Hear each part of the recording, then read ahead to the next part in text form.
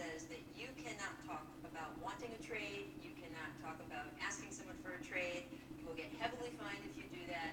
We are not asking you to sit here and get fined. However, I am going to talk about published reports that are a matter of public record, that the report said that you said in meetings that you wanted to trade. So that is how we will have this conversation. And I want to go back. When do you start to realize that things are going wrong or not the way that you want them to be? It just all goes back to telling the truth and being honest with myself, with me being honest with them, with them being honest with me.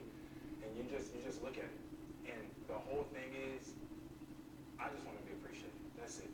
Okay. It's not about anything else. Everybody can see who it is and what we're missing.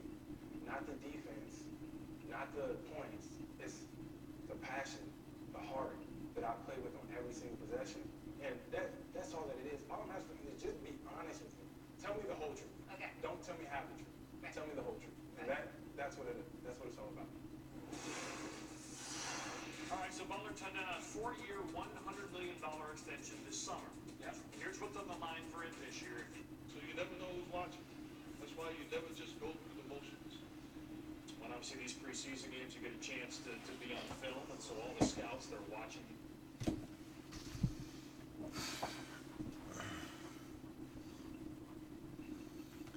Yo, Jimmy Butler should go join Trey Young in Atlanta and support Boston's Tea Party. I'm sorry, yeah.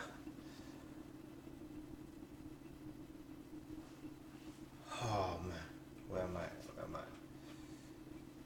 Vox.com on December the 21st of 2017. This was around the time all the talk was about the tax bill, whatnot. But yeah.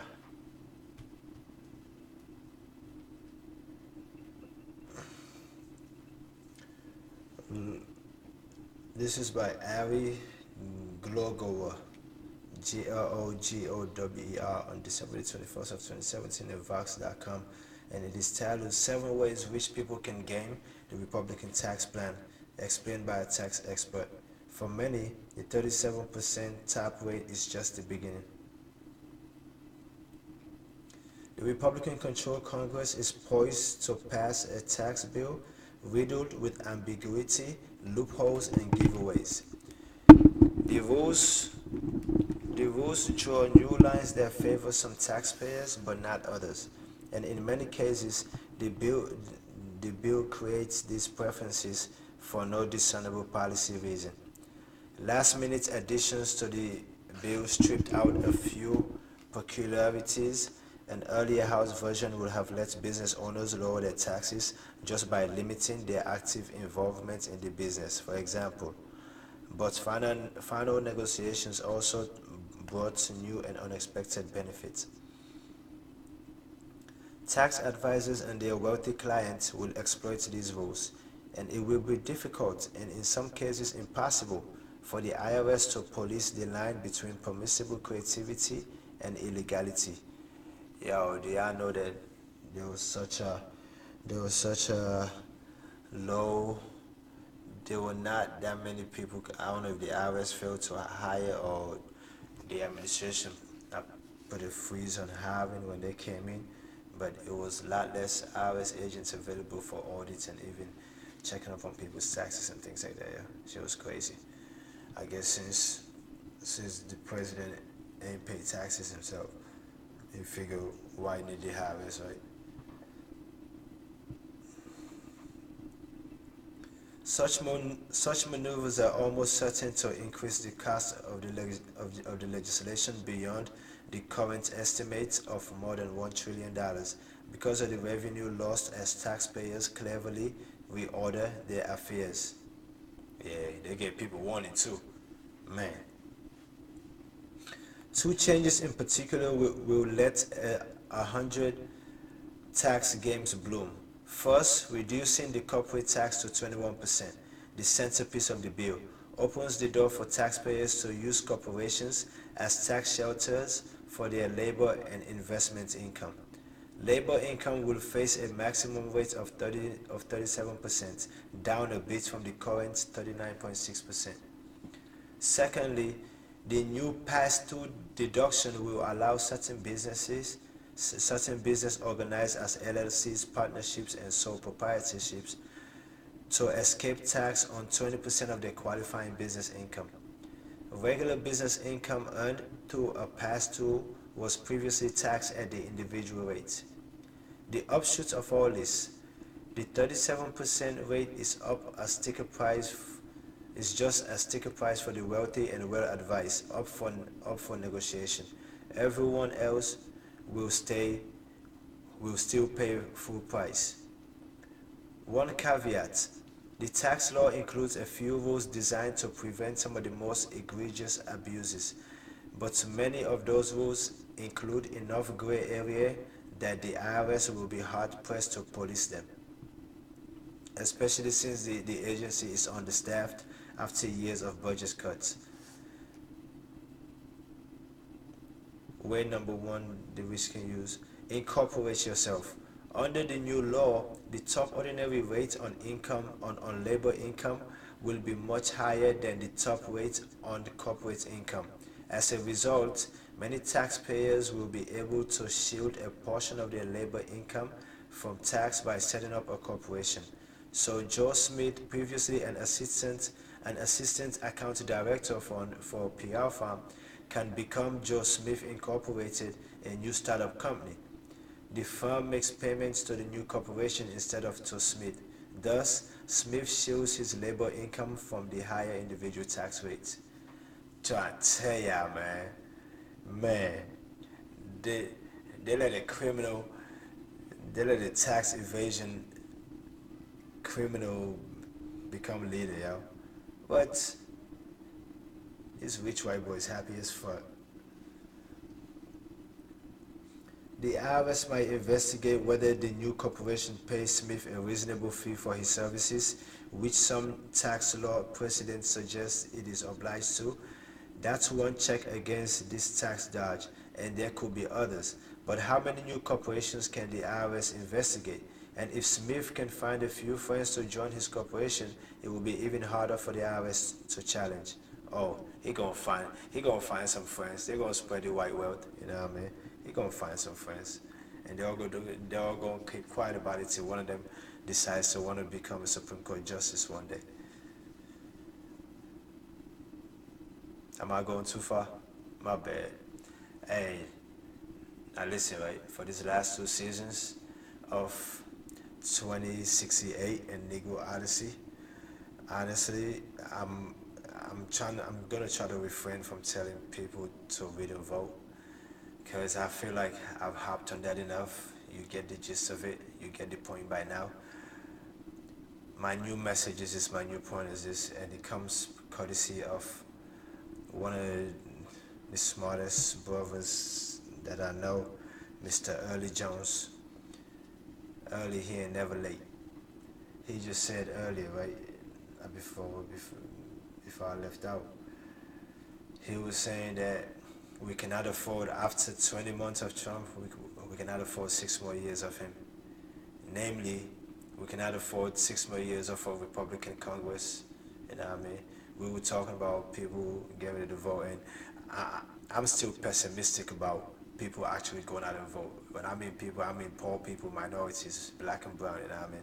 So he keeps saying there's a lot of women who are open arms, who are mad about this whole Brett Kavanaugh thing, and who have experienced things like that Christine Ford had experienced at the hands of Brett.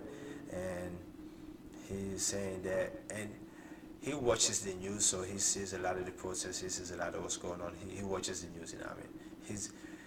This is a guy who was 7 years old when Dr. King was assassinated, so yeah, he watched the news. And he was saying that, and I was like, Early, I hope you're right, I wish you're right, because it doesn't seem like it, you know what I mean? And just the way he was breaking it down, as soon as he said, yeah, we need a blue wave because we cannot afford 6 more years of Trump. I was like, yo, Early, you just gave me my line. You just gave me my line for the day. I ain't even gonna lie. I was like, bro, you just gave me my line for the day. So That's my new, whatchamacallit. So, even if TRD hasn't hit you as hard as it has hit me, I've been able to hold down jobs. I've been able to pay my rent. I've been able to take care of what I need to take care of. It's a bunch of things. It's one important thing I haven't been able to take care of, but I'm gonna leave that one alone. I'm gonna have that conversation now. We're open in like 7 years, you know what I mean? We're gonna be sitting back, kicking it Freetown Sailor, you know what I mean? But long story short though, if you are at that point already, whether you voted for this guy, whether you supported him, whether you agreed with anything he has said, whether you didn't, whether you had it, whether you just chose to just sit on the sidelines in 2016, whether you chose to sit on the sidelines at any other point in any electoral cycle in your life, and you're over the age of 18 and you're American, you were born here, honest to God, it is imperative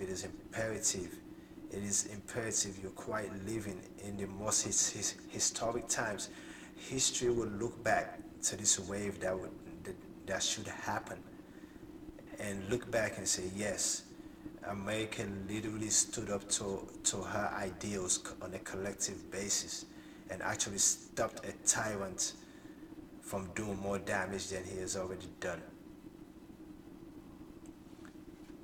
An article that I'm going to get to later came through earlier from the Washington Examiner, which isn't really known for their Obama liking stances, you know what I mean, which says that already there's a higher 20% tariff that's supposed to be kicking in on January the 1st of next year, you know what I mean. When that kicks in, it's going to even get worse. But already the taxes from this trade war this guy has started, that hasn't even gone more than 5 months yet, the taxes is going to be higher than the taxes from Obamacare for this year. You know what I mean? That's just crazy. So, if you feel like this guy is a problem, and specifically the party that he represents, the Republican Party specifically, even if you're a Republican out there and you feel like you have a sliver of doubt and you have an iota of a doubt in your mind about what your party is about, forget the racial factor of it. Forget the fact that you might not know that black person or that brown person across the street from you or across the hall from you. Put that out your mind. Keep your mind open for a little bit. But just know that your party is poison. In the grand scheme of what America represents, your party is quite literally, is sadly poison. You know what I mean? Like, I'm just saying, man, like, this shit is crazy. It is,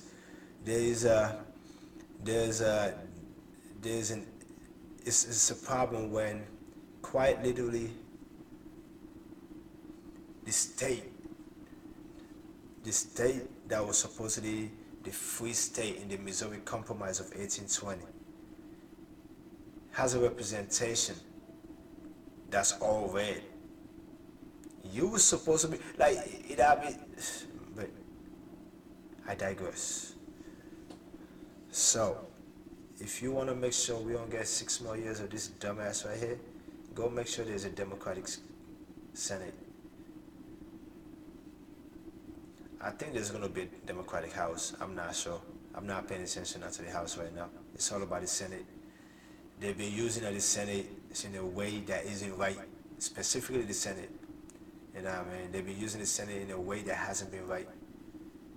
They've been desecrating on the House for a while, you know what I mean? That's been going back since the days of Bush, since the days of Clinton, you know what I mean? But at the same time, with the Senate though, especially since Mike Pence is president of the Senate, he has a tie-breaking vote, you know what I mean? Like, so, like, yeah, that part right there. But I digress though. Prevent 6 more years of this dumbass, yo. Way number 2, use a corporation as a tax shelter piggy bank. Under the new law, you can also create a corporation and use it to shelter investment income, like the interest paid on bonds from tax. If the corporation holds the investment rather than an individual, the resulting investment income will be taxed at a lower corporate rate. If the taxpayer cashes out by taking a dividend from the corporation or selling the corporate stock, triggering capital gains, a second individual layer of tax would apply. That is a capital gain or dividends tax. This also applies in the self-incorporation scenario above, but the combined effect of the new corporate tax rate and the tax on dividends is still less than the top individual rate if the income are earned directly. So those playing this game still win. Taxpayers can also avoid the dividends or capital gains tax entirely by holding the corporate stock for their entire life. Heirs are typically shielded from taxes on undistributed corporate profits earned before the death of the previous stockholder. To be fair, these two games with corporations have been known for decades. There just wasn't much of an incentive to engage in them when the corporate rate was higher. Now they will come back. Current rules will curb some abuses. One rule attempts and mostly fails to limit the amount of earnings a corporation can accumulate without distributing the earnings to shareholders. But there will be plenty of room for creative play.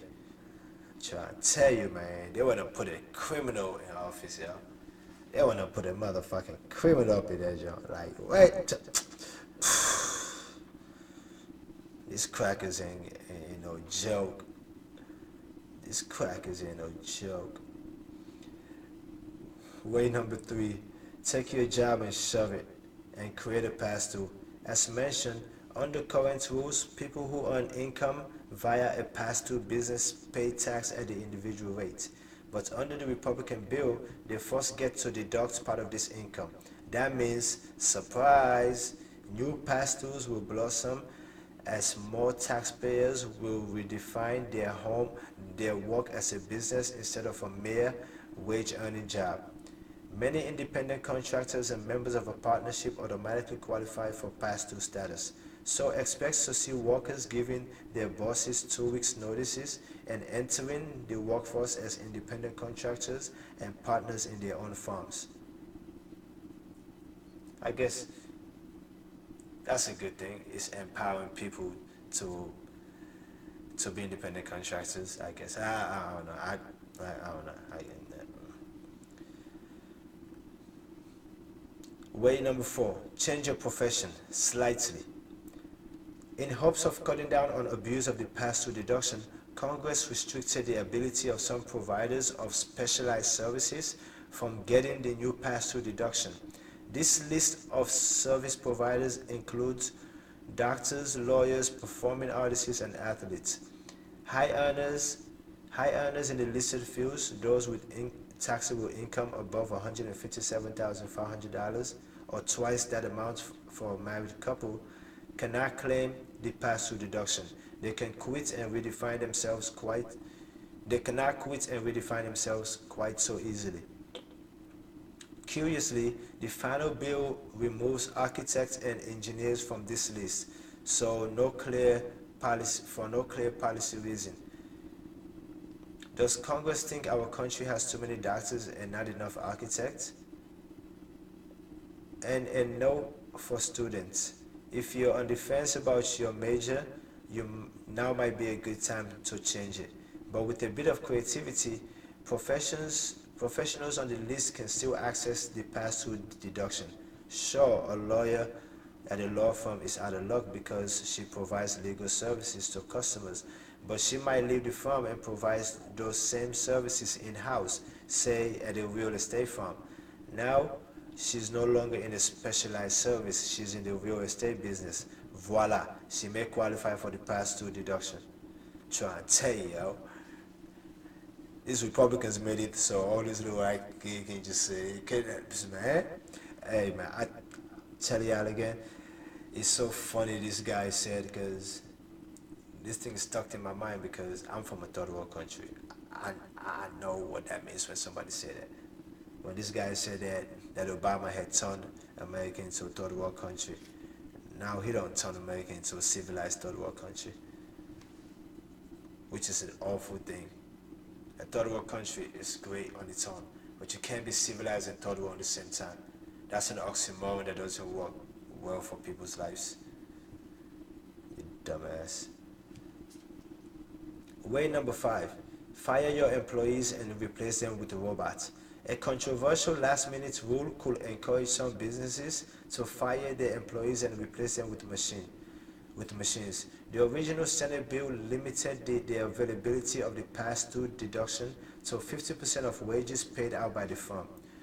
To the surprise of many, the final bill permitted firms to also claim the deduction by purchasing machinery or making other capital expenditures instead of by paying employees. The businesses can even borrow to acquire the needed capital and still claim the benefit. Of course, the decision whether to hire employees or to replace them with machines is complicated and industry specific. And in some industries, capital investments can increase rather than replace labor productivity. But what is clear is that the addition of the new rule and other incentives in the bill, such as generous deductions for machinery purchases in general, puts a thumb on the scale in favor of the robot. Skeptical that Congress would include a pro-robot rule in a bill supposedly about job creation, the conference report accompanying the bill states explicitly that a fully automated factory producing widgets, of course, would benefit from the pass-through deduction. Point number 6, monetize your reputation. In addition to the disfavored professionals on the specialized services list, businesses are denied the pass-through deduction if their principal asset is the reputation or skill of an employee. The goal was to prevent a celebrity or athlete, for example, from spinning off their brand into a separate business.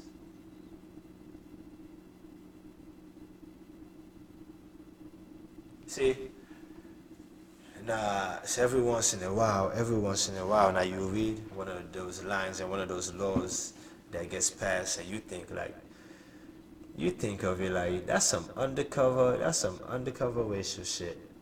That is some undercover racial shit, you know what I mean? But I don't know. It's like that's like the anti-big baller brand thing. Yo, that's the first time I've mentioned it. I'm sorry, Lavar.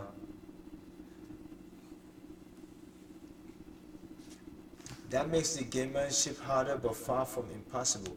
Such taxpayers might combine their brands with just enough other business activities that the IRS can no longer claim the reputation is a principal asset.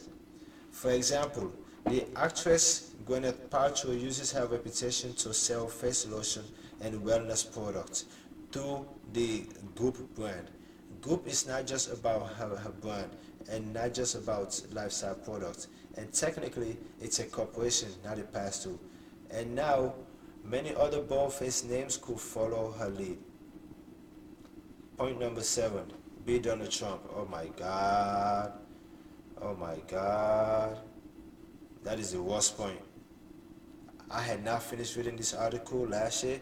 I just got to like 5 or 6 of them, or maybe 4 of them. I did not know this was there. Oh wow, I would not have chosen this, not to read this. Too late. Can't read 80% of a book and don't read the end of it. Can't do that. Ain't no fun in that.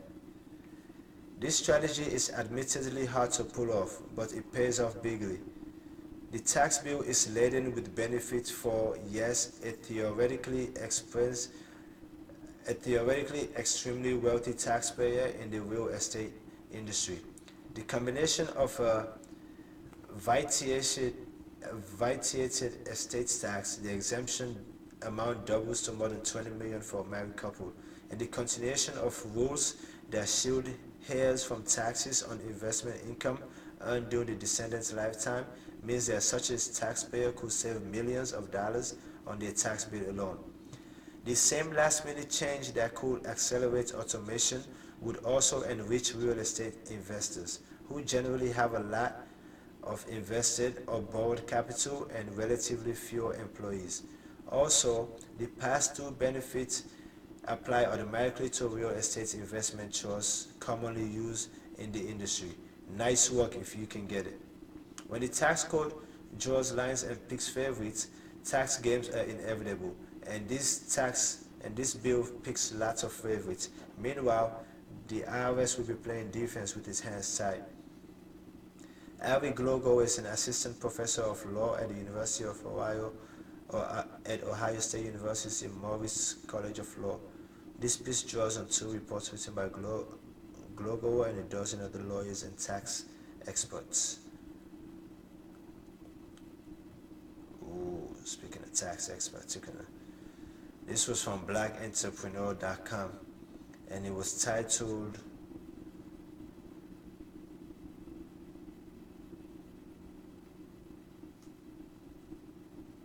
trying to find a specific date, but it's titled Black Buying Power to Reach $1.3 Trillion by 2017. It says that's trillion with a T, according to the Nielsen study titled Resilient, Receptive, and Relevant. Black buying power continues to increase, rising from its current $1 trillion level to a forecasted $1.3 trillion by 2017. Black buying power has seen an 86% increase since 2000 and accounts for 8.7% of the nation's total. The growth in black buying power stems in part from an increase in the number of black-owned businesses, as well as from an uptick in education among the African American population, which leads to higher incomes. Despite historically high unemployment rates, blacks have shown resilience in their ability to persevere as consumers. Thank you, Nielsen. Y'all was so nice for pointing that out. I'm just saying, y'all was so nice for pointing all that shit out. Thank you. Y'all so awesome. African Americans will continue to be significant consumers and heavy influencers of goods and services purchased in the United States. The challenge as an entrepreneur is determining how you can tap into this significant amount of purchasing power to provide value and make a profit. Some additional interesting stats from the study that should be considered when targeting the black community to tap into this buying power are: no group watches more television than African Americans, 37% or more, who leans heavily towards programming that include diverse characters and casts.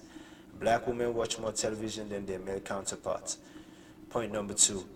Of the $75 billion spent on television, magazine, internet, and radio advertising, only $2.4 billion of it was spent with media focused on black audiences. Yeah, I can believe that. I just started seeing more black faces in commercials recently. I'm trying to tell y'all, man, if you're a TV watcher like I am, haven't you been seeing a lot more black faces in commercials? I ain't talking about TV shows here. I ain't talking about that. Fuck the TV shows. Fuck the movies.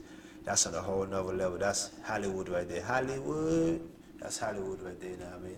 But like Madison Avenue, Mad Men, like the ads on TV, like really, you're seeing a lot more blackface, even though there's a lot more interracial black faces. I ain't mad at it. Black is black, you know what I mean?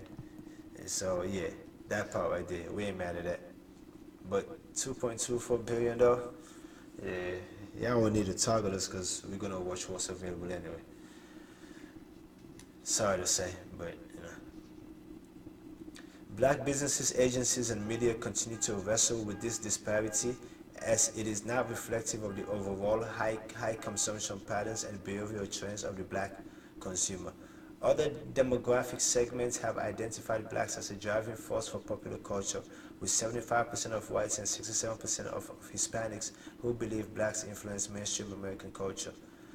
The black population grew 64% faster than the rest of the country since 2010, amassing a total of 43 million people, which includes individuals who are black and another race. The reverse migration continues as younger college-educated black professionals head south. Entrepreneurs have an opportunity to develop a southern strategy to connect with more than 10 million African Americans in 10 key southern markets. Wow. So the remaining 40 million is spread out across the non-key 10 key southern markets. Okay, that's not too bad. Not surprisingly, the largest portion of non-edible goods spending in the black community went towards ethnic hair and beauty aid. This is a competitive industry, but an industry that also still holds opportunity due to the large amount of consumptions. What are some products and services that black entrepreneurs can own and operate to directly tap into this significant amount of buying power? That was a question that the author asked.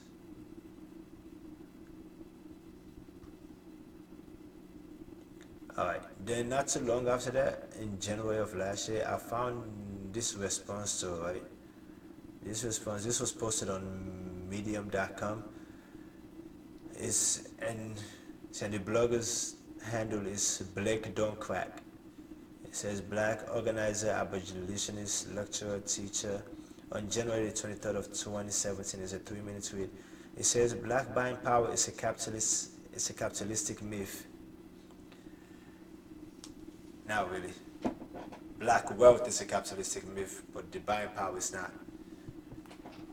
We do spend that much on things we don't own.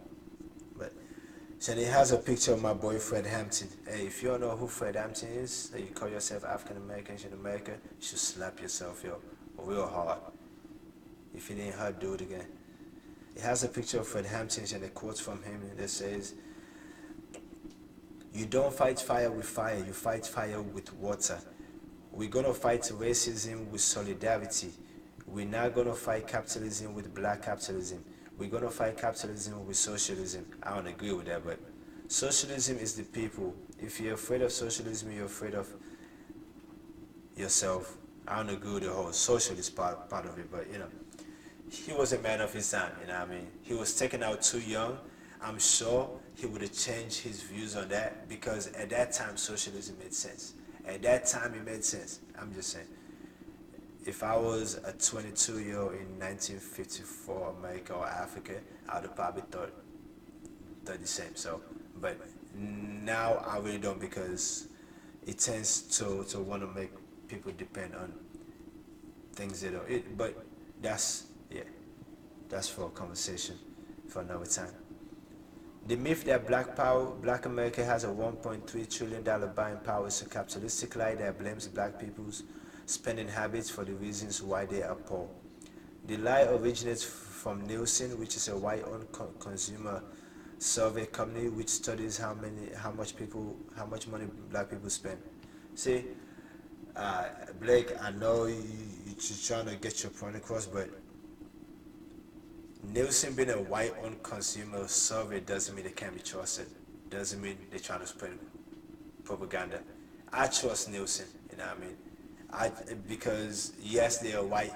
Like Nielsen been around so long, at that time, I don't think they were even letting black folks even own companies like that. You know what I mean? So I'm just saying, Blake. So now I get it. You're trying to drive a point across, but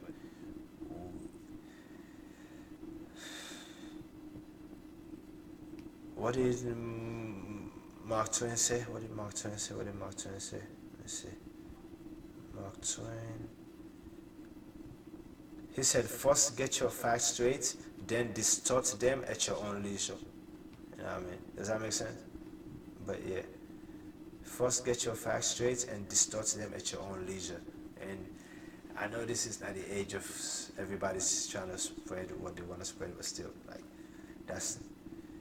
I digress though. Blake says, this lie originates from Nielsen, which is a white-owned consumer survey company which studies how much money black people spend. They survey how much money everybody spends. So, first and foremost, there's a huge difference between buying power and wealth. The term buying power is a capitalistic term that refers to how much a community spends on consumer goods. Wealth, on the other hand, is ownership that is passed down from generation to generation.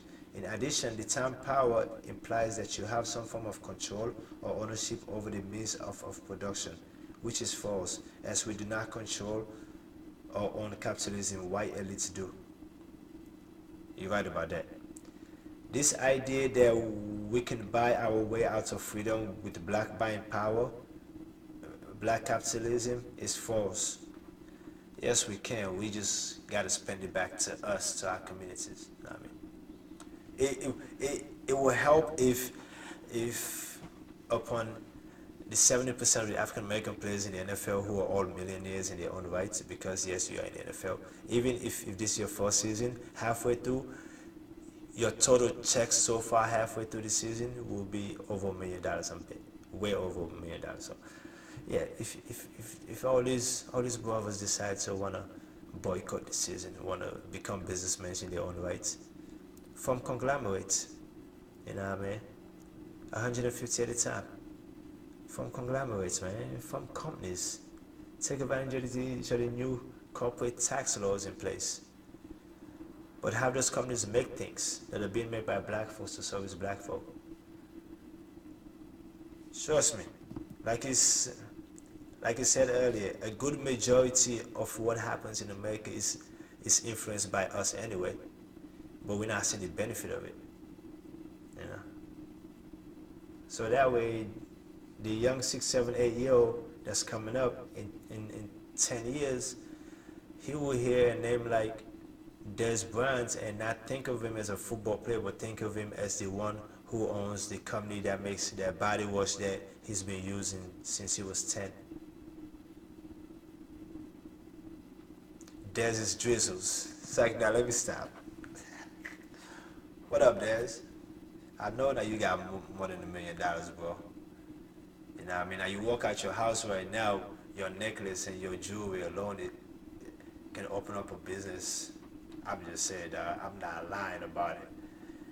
And I don't know this for a fact, but some of those diamonds probably came from my country. Diamonds are forever. Diamonds are forever. What up, Yeezy? I ain't forget about you, Kanye.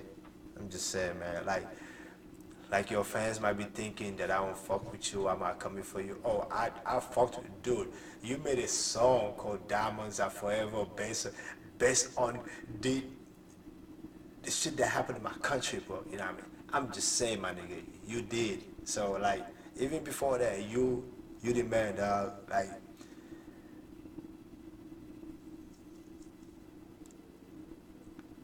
...2013 and 14, if it wasn't for your album, My Beautiful Twisted Fantasy, and Wayne's mixtapes that I had on me, it would have been a rough time musically in Freetown in those days. Trust me. All I listened to were Ya2 and Maroon 5. Real talk, I ain't gonna lie. I 13 and 14, Freetown Serial, all I listened to was Wayne, Kanye, and Maroon 5. And little bits and pieces thrown in the Cat Daddy here, this and that there, but yeah. But I ain't trying to come for you, man, but now you went off the rails, man. You dove into that Kardashian gin pools, and some wires got twisted up there somewhere, my nigga.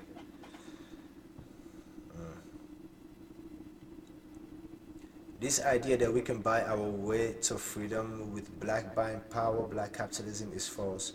We cannot use an economic system that positions black people as slaves to free us.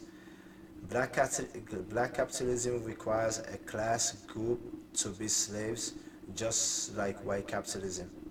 Not necessarily. Not necessarily. Businesses can afford to pay people a living wage and still make a profit. Trust and believe. They can, but they're not going to want to admit to that. You know what I mean? We can have our capitalism that's not a form of white capitalism, that's not based on their model.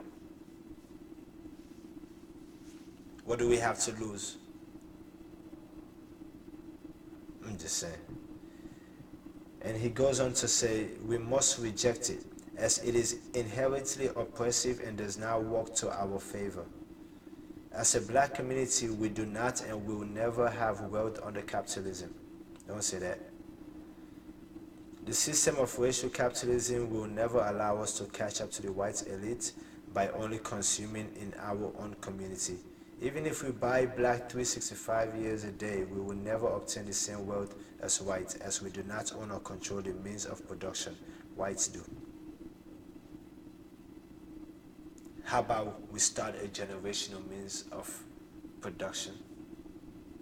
I hope you get my add-on to what he's saying, you know what I mean? But let me go on to the facts though. 96.1% of the 1.2 million households in the top 1% of incomes were whites. Duh. America's 100 richest people control more wealth than the entire black population. Duh. The 5 largest white landowners own more land than all black people combined. Duh. The average black family will need 220 years to build the wealth of a white family today.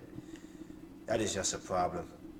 Despite these facts, unfortunately, our own people have fallen victim to this capitalistic, conservative lie. The Nation of Islam has its separation rooted in black capitalism. The nation's philosophy is that if everyone in the black community can give 35 cents a week, we can somehow buy our or indigenous people's land back. And oftentimes we hear the ministers saying that if black people just pile their money together, we will solve our issues and not face suppression. These sentiments are simply blaming black people for being poor, and oftentimes comes out of leftist activist circles. Hey, dude, I feel you on that. As far as the Nation of Islam, but I'm gonna leave that one alone. Louis Farr kind of walks around wearing Armani suits and shit. That's why he asking for 35 cents a week. You know what I mean? From what I've heard, I've never worn an Armani suit. From what I've heard, as soon as you wear it once, you cannot now want to wear it again. You know what I mean? It's like going black. Once you go black, right? Huh? My bad. I was trying to make an attempt at a funny. The fact of the matter is that racial capitalism is the problem. The root of the problem is not black people having bad spending habits, but rather the system of white supremacist capitalism itself, which positions black people, specifically black folks in the working class, as slaves to the white ruling elite. To conclude, American capitalism has its roots in genocide of indigenous people and the enslavement of Africans. Bro, you spelled Africans wrong, dude. Africans is spelled Africans. When you did that with the K, I know, I don't know what you were going for. I don't know if it's a South African thing, but even the South African Afrikaan is not spelled like that. It's spelled Kaan. But yeah, I'm sorry not for harping on that, but this is one of the reasons why I'm not on social. I'm not out here on Instagram or Snapchat and all that, because African is spelled African, not it's Kan. Okay. U is spelled You. Thu is spelled Through.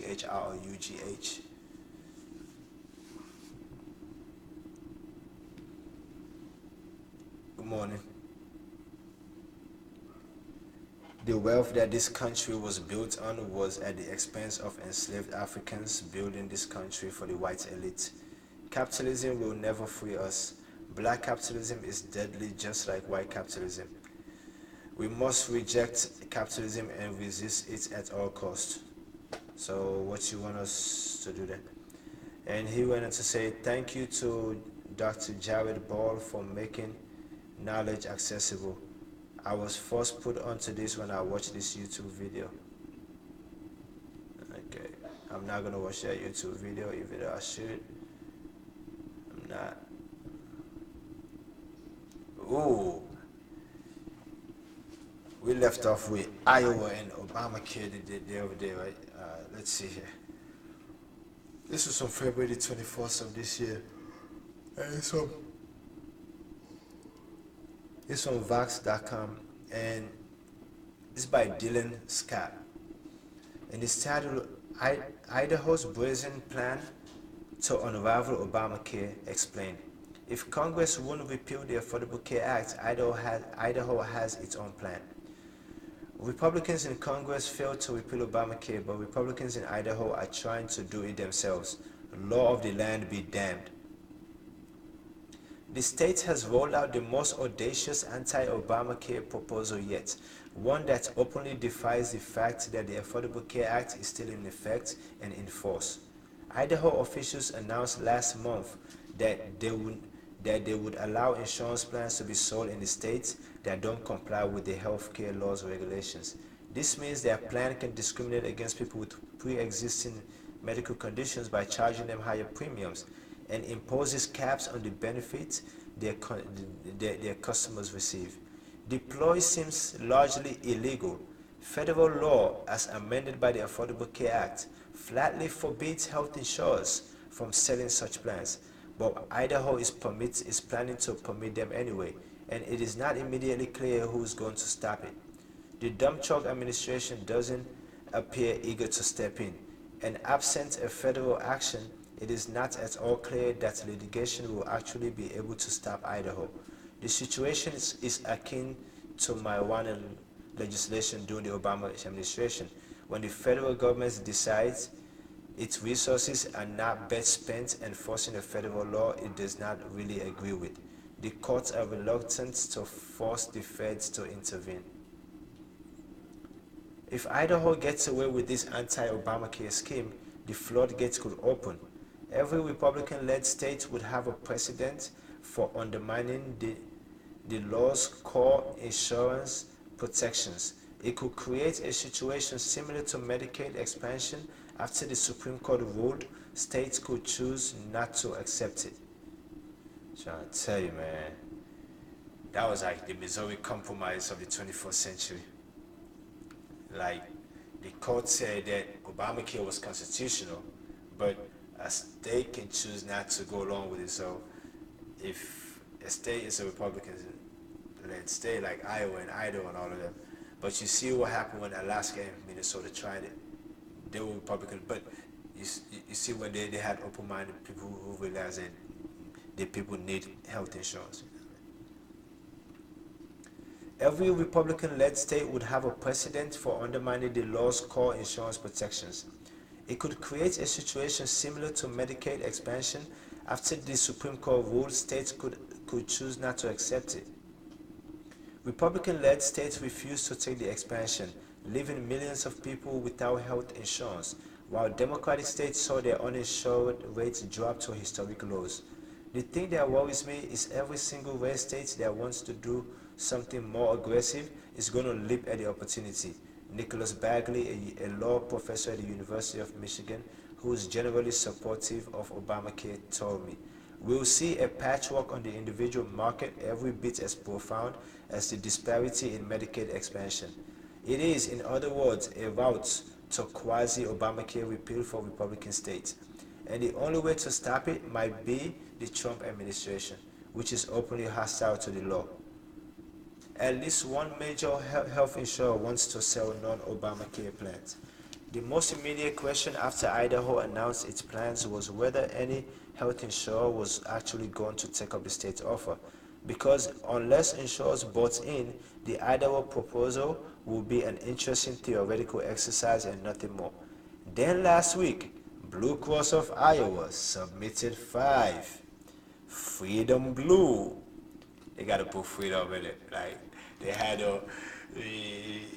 where you got Republican patriotic euphoria going on, you know what I mean? It's certain buzzwords that you gotta put in there. Freedom, patriots, patriotic, the flag, veterans, you know what I mean? It's certain words you gotta, and oh yeah, this new one, MAGA.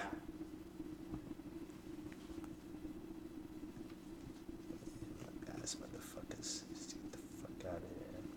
Then last week, Blue Cross of Idaho submitted 5 Freedom Blue plans it wants to sell in the state starting in April that will not comply with the ACA's regulations.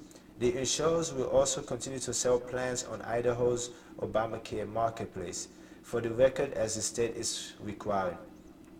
The average premium for those freedom plans will be 25 to 50% lower than the insurer's Obamacare plan, according to this great breakdown from Katie Keefe of Health Affairs.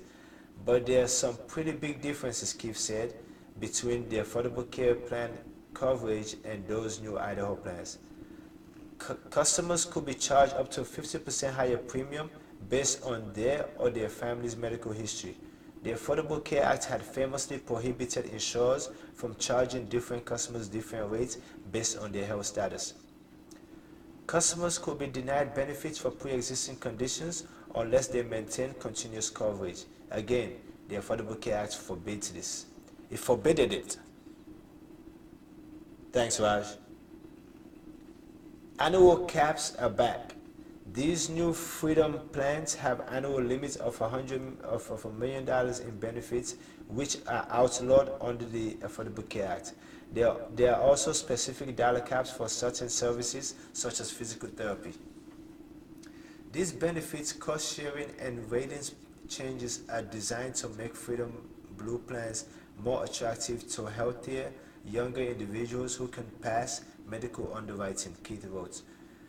This will have the effect of leaving sicker, older individuals to the ACA compliance market, resulting in higher premiums for those purchasing coverage to the marketplace. In other words, the Idaho proposal would create an alternative pre-Obamacare market, which will likely hurt the Affordable Care exchanges. Premiums will surely increase for ACA plans. Many people who receive federal subsidies, about 80% of Obamacare customers nationwide, will be protected from the increases by the tax credits, but costs for the federal government would increase. Yet people who make too much money to qualify for federal subsidies, who needs comprehensive insurance because of their medical needs, will be left with a choice: either pay the rising Obamacare premiums or buy skimpier non-Obamacare coverage that might not cover the care they require. That's what Trump was talking about when he said he's going to let the market fail. But guess what, dumbass? The markets did not fail because people needed health insurance, dog. They were not born like you into a rich white family of German Nazis. Go ahead, man. Not all of us was born with a silver spoon, motherfucker. Get out of here, man. Go ahead. You've tried your hand at dismantling the good work, the progress that America was on. You've tried your hand, but nah, man, that's it. Cut that shit out. Shit is dead, yo. You should be thinking progress, not regress. I digress. Your president, your white Republican president, could not have come up with that if you gave him 10 hours to come up with that. He wouldn't have. Fuck out of here. I wish I was on that fucking Hillary Clinton campaign management, upper management. There was no chance I was gonna be, you know what I mean? But I wish I could have just been a fly on the wall, that I could have told him certain shit. I'd have told him straight up, man. Listen, man, you gotta go old school Hillary before you met a Bill redneck country on this white boy, fool. You can't be taking the high road with him, but you know, that's not who you are, so that wouldn't have worked either. It's a good thing I wasn't, it's a good thing that it happened. It's a good thing he became president, because he's giving the world a reason, he's giving minority America a reason to wake up. Or at least he should be. Please, man, we cannot have 6 more years of this dumbass and his cohorts. Creating a parallel insurance market that can cherry-pick healthy people by offering plans that cost them less will raise premiums for Affordable Care compliance plans. That's just math, Larry Levitt, Senior Vice President at the Kaiser Family Foundation, told me. Under this approach, the trade-off for lower premiums are healthy middle-class people will be higher premiums for middle-class people with pre-existing conditions. The dump truck administration has a big decision to make about Idaho. So sorry, Idaho, Idaho. Idaho's Obamacare rebellion is a big test for the new HHS Secretary Alex Azar. For now, he isn't showing his cards, demurring repeatedly in a briefing with reporters on Tuesday. I'm not in a position to rule on something I've seen a media report about. Let's see where Idaho ends up, Azar said. See? Letting the system fail. I just don't believe in premature opinions on complex topics. At the same time, I'm sure we would have views. The Trump administration itself, it should be noted, is also opening the door for more Americans to buy insurance that doesn't comply with the ACA's regulation in a proposal to extend short-term insurance that was released Tuesday. Azar added later regarding the Blue Cross plans that have been filed, we don't even know what the states would purport to approve or authorizes. It was very similar to what he told the Senate Finance Committee the week before when he was grilled by Democrats about the situation in Idaho. As I told the senators, HHS had not actually received a waiver request from Idaho to permit the non-Obamacare plans. He did appear empathetic at the least about why Idaho is doing what it's doing from the Wall Street Journal. Mr. Azar said the decision last month by the Idaho Department of Insurance to let insurers offer consumer plans that could charge higher premiums to people with pre-existing conditions was a sign that too many people can't afford coverage under the ACA. How the fuck you gonna lie to people, man? The only people who could not afford Obamacare were people making too much money. And if you're making too much money, what you trying to get cheap insurance for? Like, stop. Then those white poor rednecks down south when I believed everything they were saying.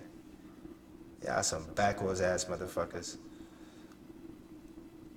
What we're seeing here is a cry for help, Mr. Azar said.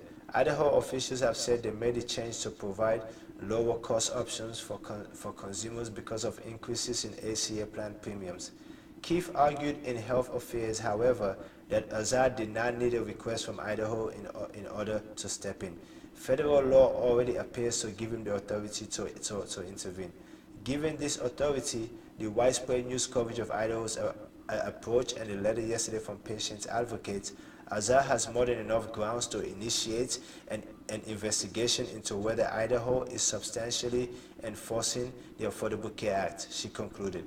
If Idaho is not doing so, HHS is obliged under federal law and its own regulations to step in and do so. Absent any action from HHS before the plan goes to the market, experts think a rash of Republican-led states might follow, though Azar told reporters he was not aware of any other states that had contacted HHS about an Idaho-like plan. Idaho will have set the model for flouting Obamacare and undercutting some of its core elements, and face no repercussions from a sympathetic administration. If HHS allows Idaho to go ahead with this, you can bet other conservative states will quickly follow in trying to flout the ACA's rules, Levitt says. The weird legal standing of Idaho's anti-Obama